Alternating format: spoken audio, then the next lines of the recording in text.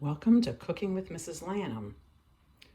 Today we're going to be making a soup, a cold soup called Gazpacho, originated out of Seville, Spain. And the reason I've decided to do this is I've been given these wonderful basil, peppers, tomatoes, cucumbers from neighbors and friends. And I can't eat them all at one time, so I don't want them to go bad. So I started looking up soups, and gazpacho fit the ingredients I have. Well, most of them. I will be going to a local market, Lewis's, in town here to get the other ingredients I need. So stay tuned and we'll be making our gazpacho. This is the recipe I'm going to be using. It has a 5 rating from like 7,000 people. And it was interesting. And again, like I said, it matched up with my ingredients. So the recipe is looking for tomatoes, which I should have that. Then they talk about an Italian frying pepper or another long light green pepper, such as something else I can't say. Then cucumber, small onion, garlic, sherry vinegar, salt, and extra virgin olive oil. So those are the ingredients. I have some at home. I have some, as I said, from people giving me fresh from their gardens. I'm gonna see what else I can find at Lewis's orchard. Okay, I have onions at home, but since they have fresh ones here, I'm gonna pick up onion, sweet onion, and see if they have pepper in here. So the next ingredient I didn't have was a pepper, and it was a certain type of pepper. They don't have it here, but they said it could be replaced with a Anaheim, which is Anaheim pepper. So anyway, I only need one of those, so I'm gonna go ahead and pick that up. I have to tell you, I'm very excited. I didn't know if I'd find it or not. Just to make sure I have enough tomatoes, I'm going to buy a few of the backups from this large selection. So now that I have all the ingredients and the equipment now, I was missing something and had to run out and purchase it. But anyway, we're making this recipe, and it'll go down and talk about the ingredients. And we need about 2 pounds of tomatoes. I'm going to cut those up. We need about an 8-inch cucumber. So I figured that between the size of it and everything. Just 1 clove of garlic.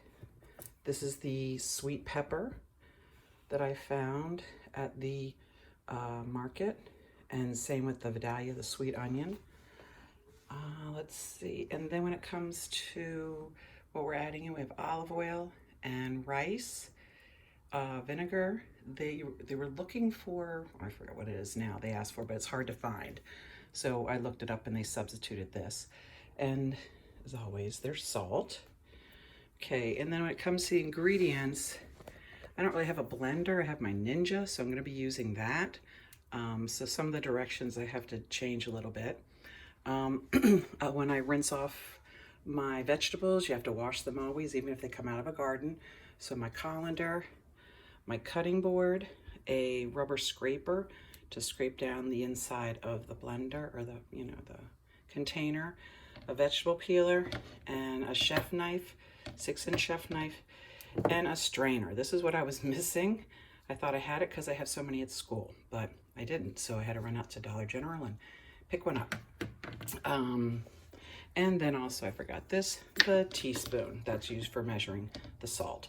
And I put everything on, or I put my pastry mat underneath here.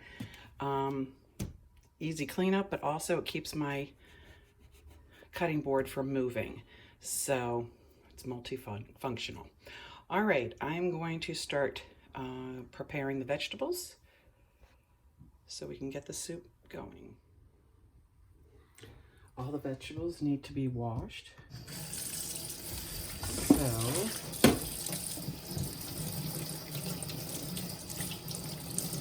these are going to be peeled, but you still want to rinse off the outer layer, rinse it clear come from the dirt and such.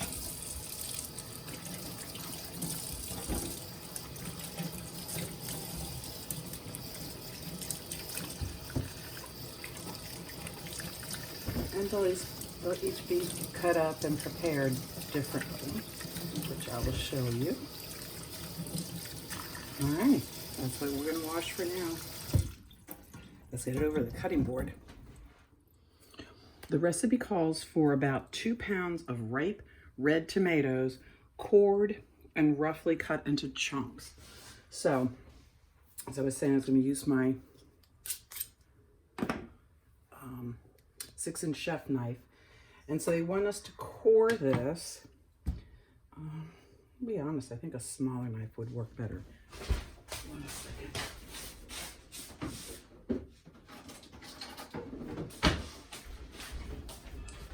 Wasn't thinking ahead. So this is a paring knife. So to core it, you're going in, and what it says, oops. Okay, you're going around, you take out this core.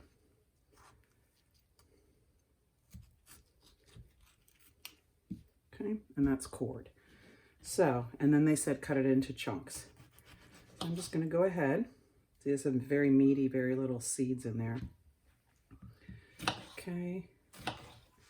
Again, keeping my fingers claw position so you don't cut yourselves.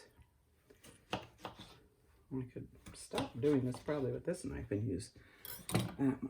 All right, so I'm gonna put it in here. This is the largest container I have. I was gonna start with this. They said if I have to do it in in different parts, then to do that. Okay, so that's half that tomato. Let's go here and again.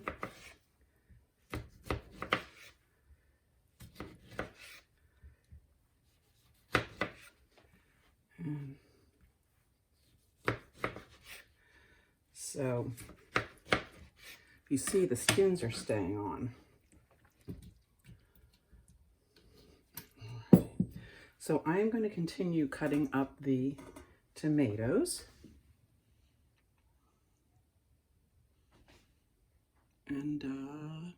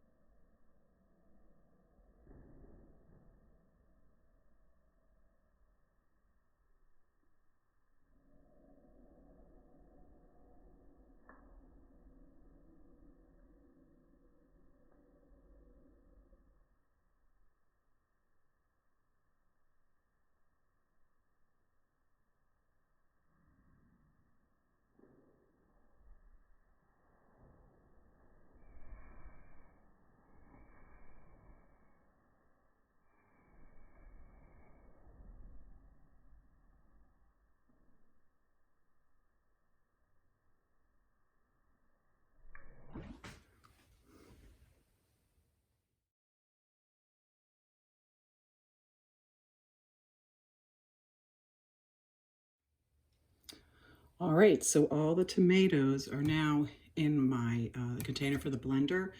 Clearly I have more that's going to fit in here, so I will be making it into batches. I'll have to pour, once I have everything mixed up, I'll pour everything into one bowl and then put it back in and make sure they're all mixed together evenly. So the next thing the recipe calls for is, I'm going to say this right, they asked for an Italian frying pepper, which they didn't have, but they did have this, the Anaheim pepper. So that's what I'm going to be cutting up in just a second. It's going to be cored, taking out the center again, cut open, the seeds removed, and then chopped up. And I'll rinse it again before I chop it up to make sure all the seeds are off of it. But I definitely need to clean this cutting board. You would not start cutting again. This is too wet, too messy. So let me get that cleaned up. I'm going to go ahead and add the cut up pepper to the tomato so it has something to mix with. I rinsed off my knife. So always make sure once you've cleaned off the knife, cleaned off the board, that you dry it off. You still don't want ever a wet or slippery surface. Okay, so I'm going to go ahead and cut off the top here. And then I usually do this by hand. Come in here, and we're just going to rip out the seeds. Gotta get them all over the floor. Okay. And now I'm just going to rinse it out. You can see there's seeds inside of it. I'm just going to rinse it out.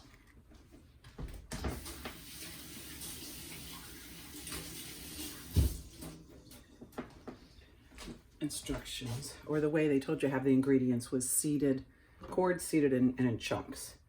So I'm just going to go ahead, cut these, and then I'll just cut them again.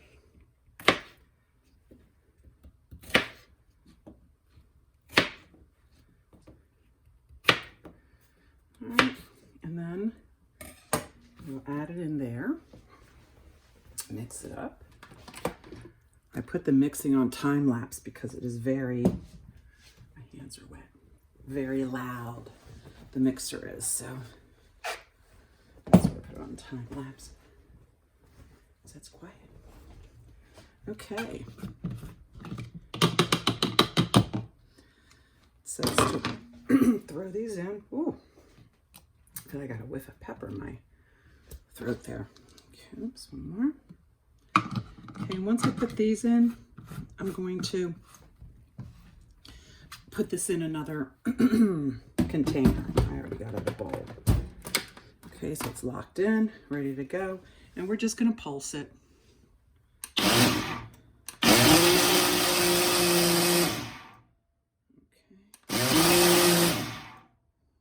Alrighty. So, and like I said, we'll get a good pulse going once we have it all finished.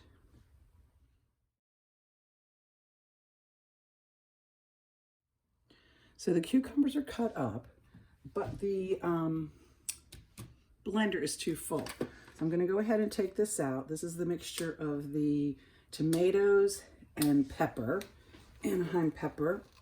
Ooh. Oh, you know what? I actually have a better idea since I have to pour this. I have a better idea. It's right up here. Oof. Again, I think I'm prepared, and then I realize not quite. All right, see, this has a pour spout, so it'll be easier to pour back in instead of a big bowl like this. I hope it holds it. It should, but we'll see. All right, so I'm going to go ahead and pour this in. It smells good already. You smell the pepper and definitely the tomato. Somebody figured out why I need this the mesh strainer. Okay, so think about that. All right, I'm going to go ahead and add the cucumbers in here. And since we have more room, we can add other ingredients. So on our list, the next thing is a small mild onion, 1 clove of garlic. So that's the last of the cutting up of things. So I have a whole garlic here. We only need 1 clove. So I'm just going to break off a piece. It'll let me.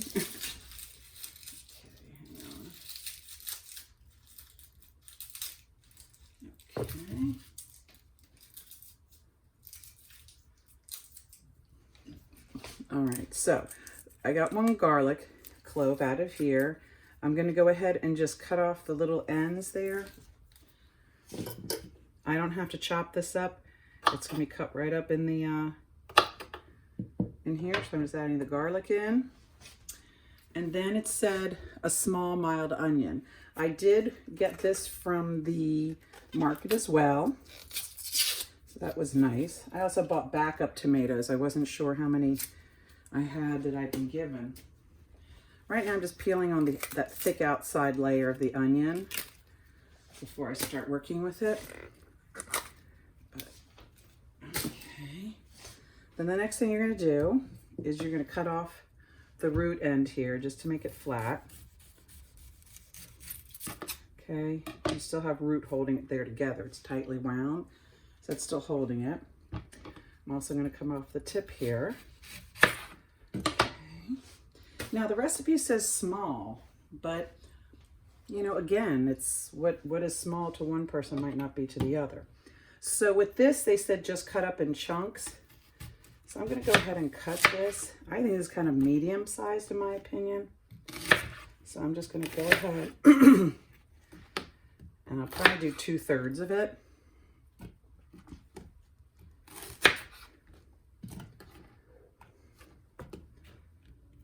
But not the whole thing. Okay. Taking a little bit more of it.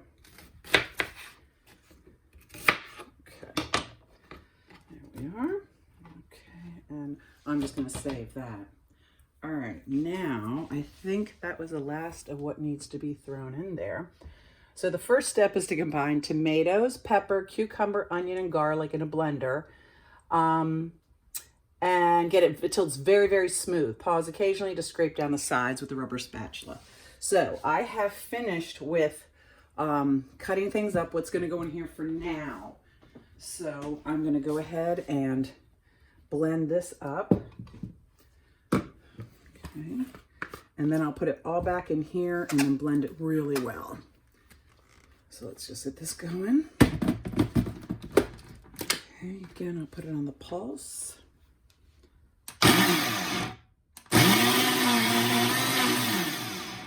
Sure just blend it, right?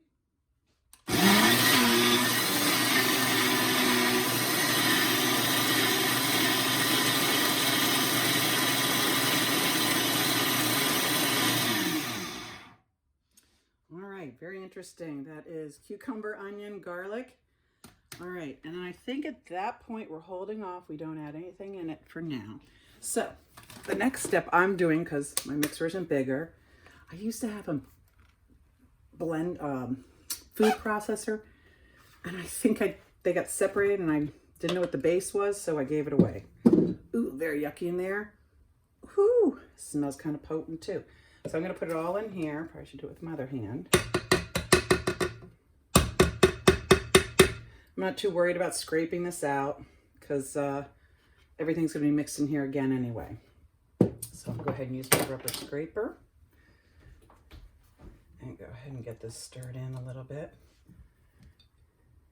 To do it right-handed so you can see better. All right. So what I'm going to do is I'm going to pour it in here in 2 batches and get it as smooth as I can.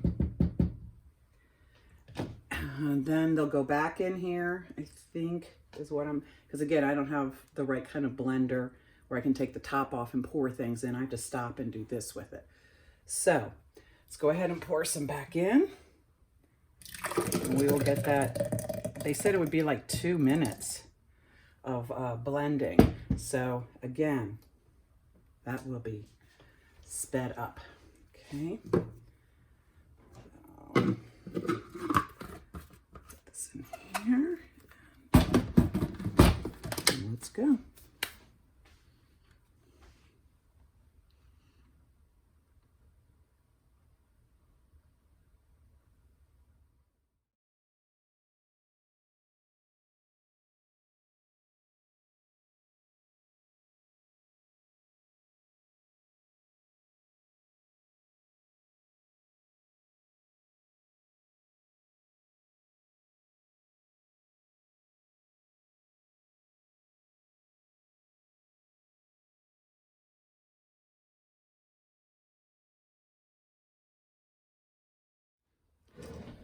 I ran the tomatoes, pepper, cucumber, garlic, and onion. I blended it. The directions said to blend it about 2 minutes until it's really smooth, creamy, which is what this is. So that's why I had to put everything through twice. So now the next thing I'm going to be doing is, they said with the blender running, but I cannot add things to my blender. I have to take the blades off to do it. So I'm going to do it in here. So let me look back here. It is, where'd it go? 2 teaspoons of sherry vinegar. Now they said sherry vinegar. I could not find that anywhere. So I Googled to see what I could use instead while I was in the grocery store. And they said the rice vinegar works. All right. So I'm double checking again, 2 teaspoons. Okay. So it said, go ahead and pour this in. So again, these are used for liquid or dry level. Okay, that's 1 teaspoon. And then let's get the second one.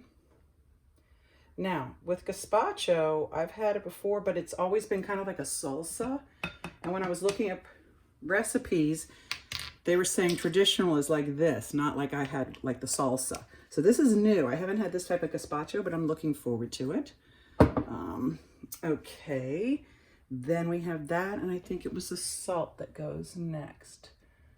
And 2 teaspoons of salt. So slowly drizzle and then slowly drizzle the olive oil. Okay, so I am using kosher salt. So I can use the same teaspoon because this measures level, dry and liquids. So that's 1. Okay, 2 teaspoons.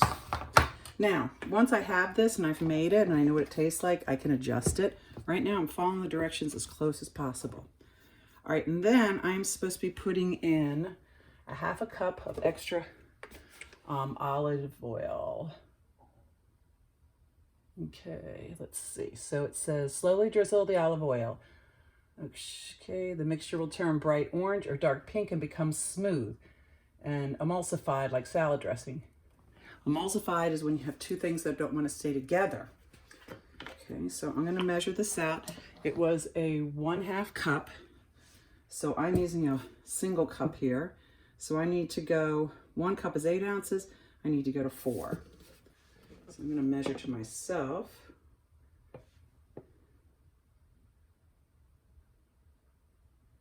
Okay. So I have my 4 there. And it says slowly add it in.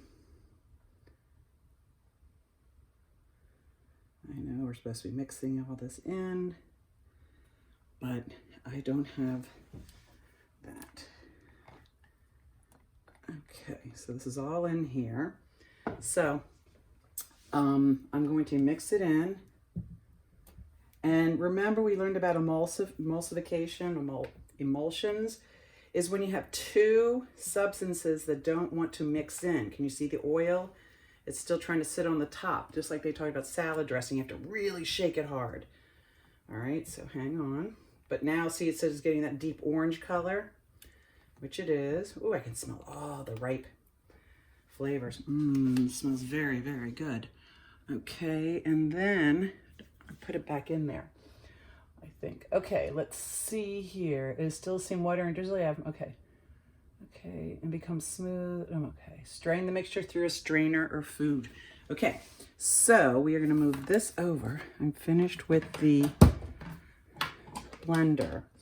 Now I need to pour this through the strainer, which is what I needed this for. Okay, and I'm going to put this, kind of mix this some. Because this was supposed to, I'm very messy with my right hand. Sorry.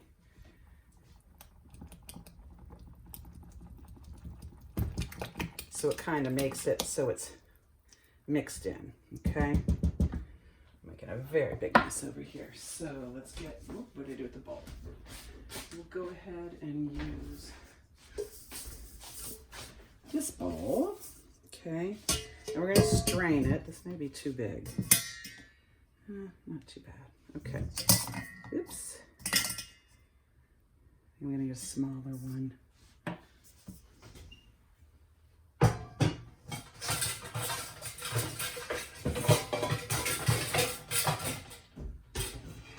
On the pots and pans here. Okay. A little bit smaller. Keep it up some. Okay. So I'm going to run it through here. And what do you think? Why do you think it needs to be strained? That's what I was asking you earlier. Is why do we need to use this equipment? Mrs Lanham. So I'm going to use this to kind of press it down. So the mesh is very, small. So think about what we put in here.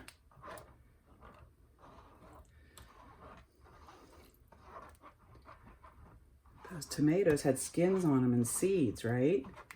The cucumbers had seeds and big chunks. So all that fiber that's in this, and I'm just running it around like it's paste, trying to get everything out, the liquid out of it, not the pulp and stuff, okay? So, shake that out a little bit. I'm gonna pour this in here for now. Oh yeah, you can see all the seeds and stuff in it. Okay, I'm gonna rinse this real quick so we don't get that back in again. And it also,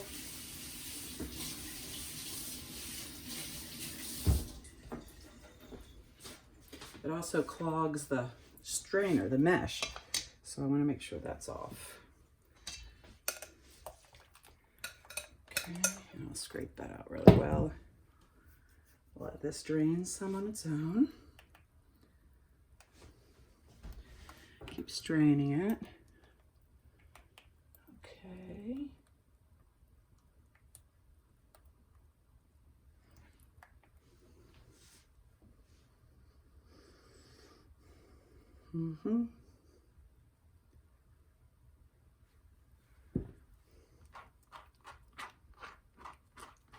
Kind of get just left with the pulp in a way, see?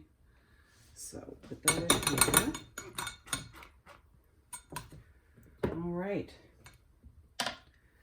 That's what we have now. So it is saying I need to put this in a container, preferably a pitcher, a glass, and chilled until it's very cold. It said at least 6 hours or overnight.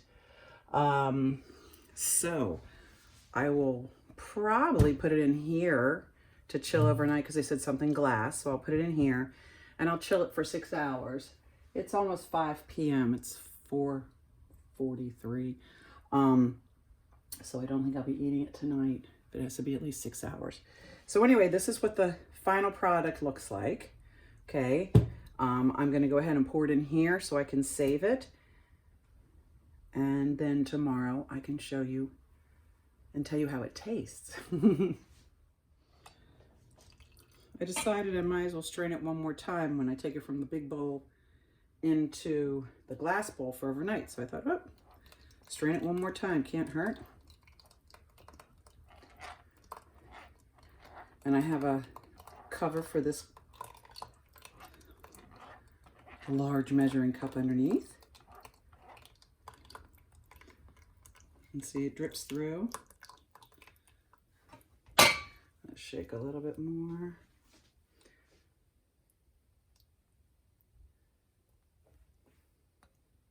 The liquid, but not all the fibrous. So it really does shake down pretty small. Okay, I think that's good. All right, so I will put this with its lid in the refrigerator for at least 6 hours or overnight. This is my finished product. I have placed the full pitcher of my Gazpacho, and I whisked it again, poured it in a chilled glass, and then I toasted 2 pieces of sourdough bread, and I just have a stick of cheddar cheese I thought would taste good with it. So I'm going to go enjoy this. I was outside today and it was so hot, and I thought that gazpacho would taste so good. So today I'm having another chilled glass, but this time I've taken some sourdough bread and cheddar cheese, and I have melted it. So now I'm going to have that salty, buttery bread, warm, dipping into the nice cold gazpacho. So I hope you've enjoyed this. Thanks for coming to Cooking with Mrs. Lanham.